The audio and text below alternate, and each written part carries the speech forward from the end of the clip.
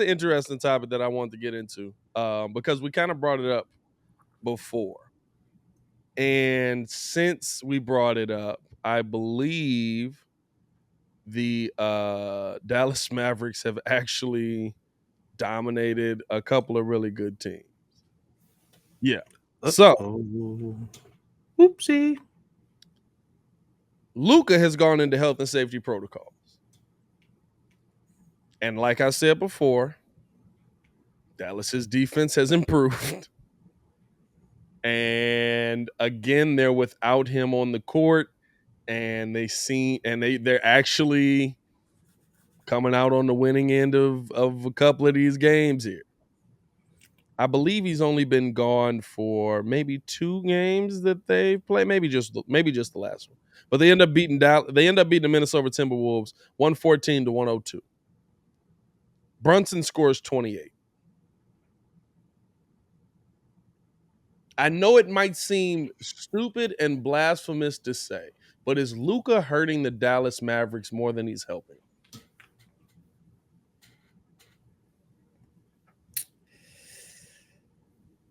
Nope. I don't think so.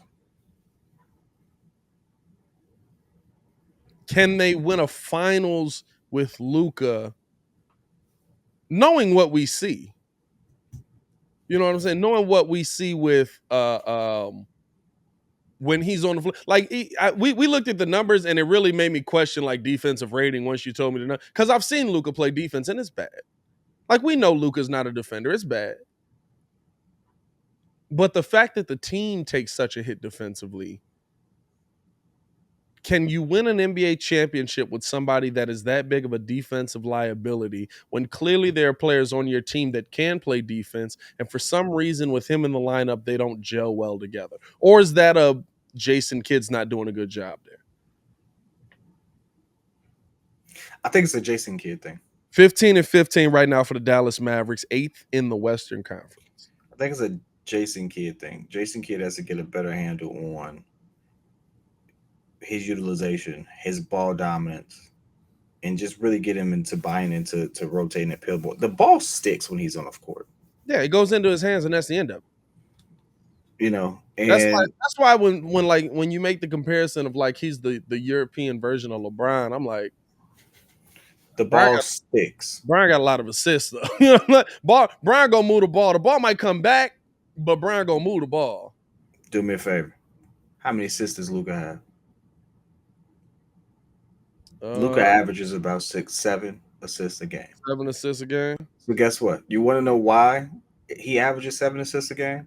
Because when the ball is always in your hands and you make a move and you dump it off, yeah, you're creating a play, but you've excluded everyone else on the court. Hard to get in rhythm. You dictate a lot. It's a little short there too. 8.5 assists a game. 8.5 assists a game? Yeah, it's really easy to have a high amount of assists when you dominate the ball. 25, 8, and 8. Hey, James Harden's MVP season. Guess what? Highest usage rate since Jordan. Yeah. Had a whole lot of assists. Why? I'm gonna drive to this rim. I'm gonna put it up for you. Wasn't a great team game. That's the interesting thing too. Luka's usage rate on the team, even as much as he holds the ball, it's still only 36%. It's pretty high when you got other stars on your team. Yeah, but James Harden was 58. James Harden was James Harden was, you know, you compared him to Harden. I'm saying it's still only 36%. Like it's high, but it's not that bad when really the only other star is Kristaps. You've got some nice other pieces on that team as well, but hey, Brunson can fill that thing up. Brunson can, but that's the player that Brunson's coming off the bench. Finney Smith, decent player over there. I think he's averaging around mid-teens. Yeah, Brunson is you know, playing fantasy basketball has actually opened my eyes to a lot of talent that's hidden on these teams' benches. Because it'd be some people going off. I'm like, I don't even know who Buddy is, but anytime he gets his number called and his minutes go up, he's producing. So it also goes to show me that maybe we need to start rethinking about who we consider stars in this particular league, because it's more about the opportunity you have, not the fact that they can't hoop. It's we've always known that. That's to be clear. We've always known that, but Yeah. it's becoming really apparent because I mean, I give you a case in point, right?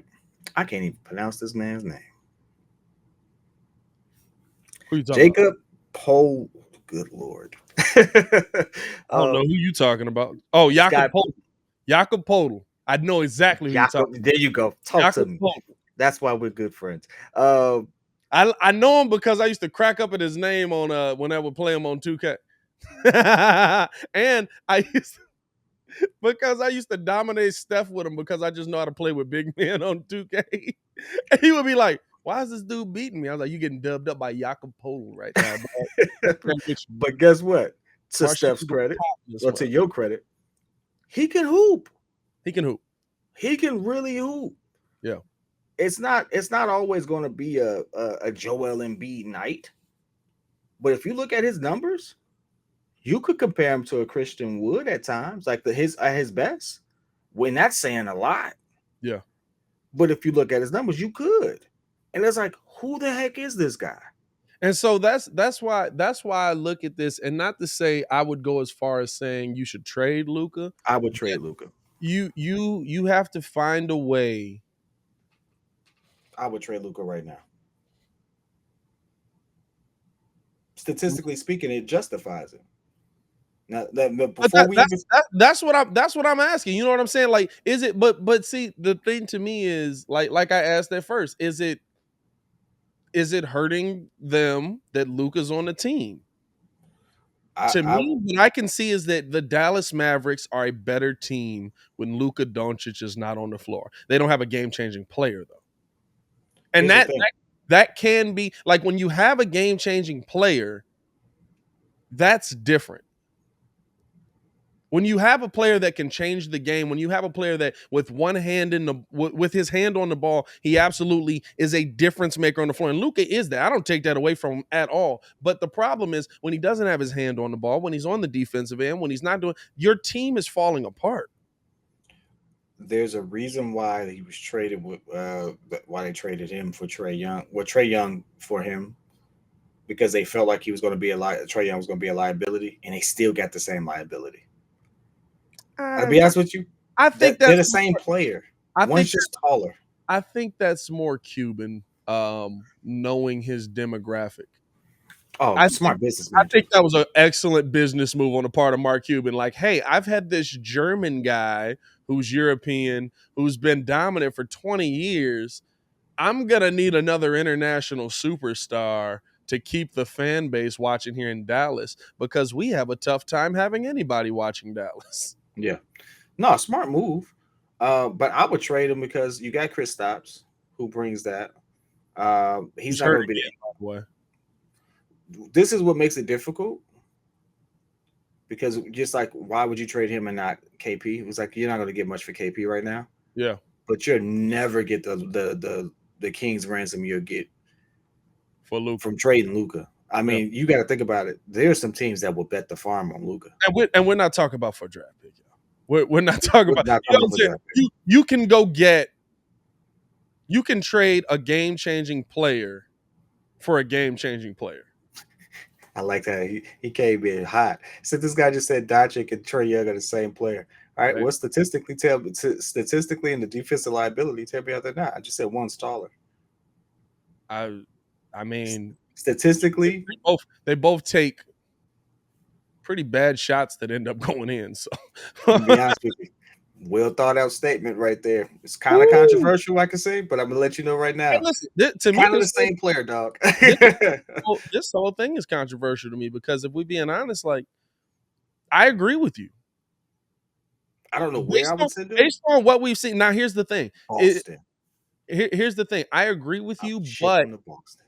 I agree with you. But is it worth it to trade him, or is it worth it to find a coach who can fix him, who can get him because he, like I said, he's a game changing player. And if we're being honest, Jason Kidd has never proven that he can be that kind of head coach for you. He wasn't that kind of head coach in Milwaukee. He had a game changer player. Wasn't that kind of head coach in New York. Had a game changer player in Melo. Hasn't been that kind of player in Dallas. Has a game changing player in Luka.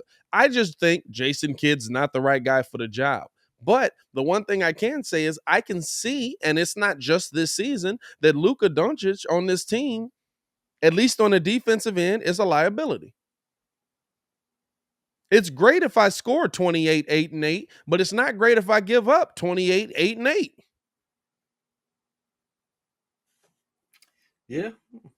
It's like having one-on-one TDs You and know what I INT. mean? It's Yeah. like, and I'm not even saying that happens every night, but to me, like we have to look a little like it's crazy to say, but like to me, if this continues, they're going to be and they continue to win, like they're gonna have to address that part of the conversation. And I know it's a crazy thing to say, especially with him averaging 28 and 8, but I would start looking at Boston. I would start looking at I mean, heck, no. Maybe Brooklyn. For who?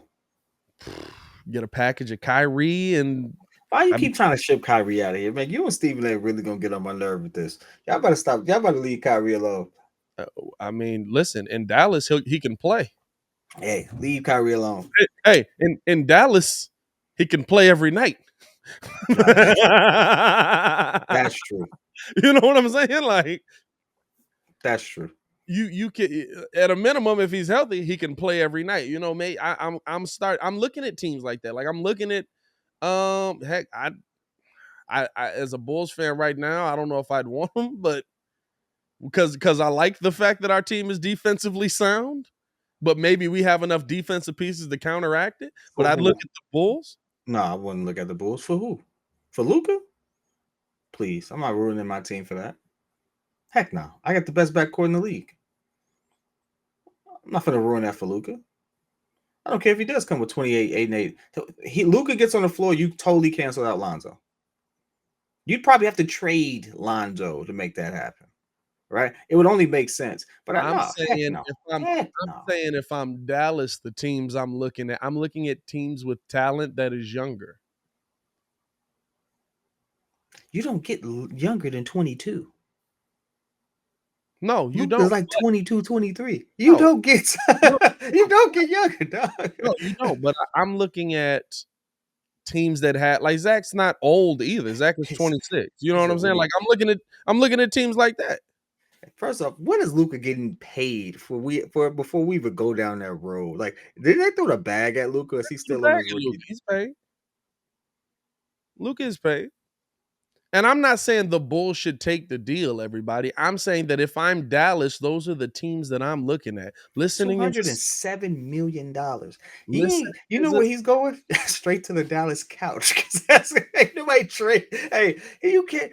I'll bet you, I'll There's bet no you good team that can match it. if Dallas made Luka available, half the NBA would start looking to unload. I mean, no. That's a fact. You But know what I mean? Like how many of those teams could actually do it? how many of those teams could do it? I'd have to look at all of the salary caps and stuff like that. Man, Shea coming out aggressive at Luka. I don't know if it's that far. He's still 28, 8, and 5, dog. Or 28, 8, and 8. Like, He makes 32. He makes 32 million a year. yeah. He makes 32 million a year. He was definitely a value. Oh yeah, he just signed his extension. So after this season, he makes 32. No, after the season, he's going to be making 35, 38, 41, 44, 47. Yep. It's a large cap hit for a long time. Large cap hit for a long time for a player that's absolutely going to produce. Shoot. I got bread right there, dog. For a player that's absolutely going to produce. It's not like I'm coming on here and saying Luka's not a bucket. Oh no, he's definitely a bucket. He gets busy, but on the Dallas Mavericks, it seems like he does more harm than good on the defensive end, and it's not leading to winning the Western Conference. It's not, and that's on Mark Cuban. That's on their GM there. That's on uh, uh, um, Jason Kidd. Like that, it's on a lot of people. But do you wait for it to work? Which you could absolutely. You've got him under contract. Like I said, game-changing player. Or do you find a way to make it work with the rest of the team you have and bring in somebody that maybe fits the system a little bit better? To make the money work, here's the crazy thing. Like I looked at Boston. Boston was the first thing that came to my mind. Yeah. To make the money work, Luka makes $20 million more a year than Jaylen Brown. Nah, if you sending Luka, you getting Jason Tatum back. If I you think sending Boston. Luka, if I'm sending you Luka, you're sending me Jason Tatum. Luka and Jaylen Brown could be the face of your team, but you're sending me Jason Tatum. Offensively, Jason Tatum to me is a game changer kind of scorer. Now, on both sides of the ball, Jaylen Brown I think is a better all around player, but offensively to me, Jason Tatum is a better, like he's somebody that could wake up and be like, yeah, I'm gonna go for 50 tonight. So you would absolutely have to send me back Tatum, and yeah, you probably could do that straight up. Tatum for Luka straight up. I'm gonna be honest with you. The one that makes sense that no one's gonna mention, and for good reason, because it's not a sexy thought. But the trade that makes sense the most, Portland trading Dame for Luka. Money works. It doesn't make sense for Dallas though. It does. How old's Dame? I mean, Dame is at his 30s. Don't get me wrong. Yeah, nah, you sending me back a young talent. I'd gut your team if I'm sending you Luka. You can't gut my team. It's a superstar versus superstar with even money, and guess what? My superstar's kind of better. I'd gut your draft picks at a minimum. Now that's the thing that you would do. You're gonna send me a few years worth of drafts and Dame Lillard. Dame Lillard is what, 31, 32? Hey, I give you Dame and a pick. Take it or leave it. Okay, that's the only way to make the money left. work. It's He left. actually makes more than Dame. That man makes money. Hey, look, it's left. You talk about take it or leave it. I'm giving you 10 years extra. Nah, it's left. 10 years of a maybe. That's not even. If I'm Mark Cuban, I'm not even coming to the table to look at the deal. If that's what. Hey, if we're being honest, Mark Cuban's not looking to move a Luka. Period.